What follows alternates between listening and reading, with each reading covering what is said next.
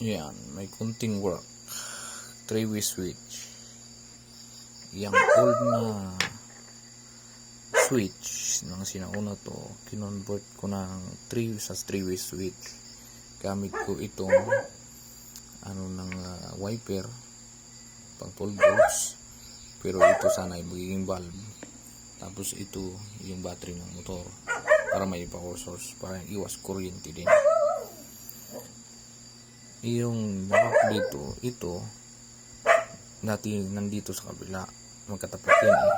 Kaya lang kinuha ko doon at nilipat ko dito para magkaroon ng pag ni-switch yun, pagkaroon maghiwalay yung switch.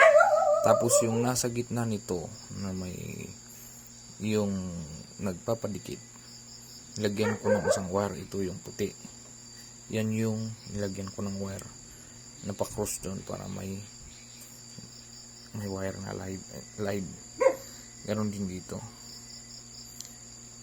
yan para lang magkaroon ng ilaw, para hindi pa ako akit sa taas para patayin yung ilaw. Yan ay ko sa aking boarding house. Ito, i-try natin yung isa, yung nagana. Yung isa naman,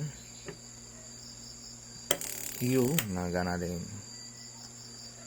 At kailangan talaga ng malikot na pag-isip nito para bago ko nagawa to. At salamat sa panonood. Ito'y kunting sharing lang, pero talagang mahirap isipin paano gawin. Salamat sa panonood.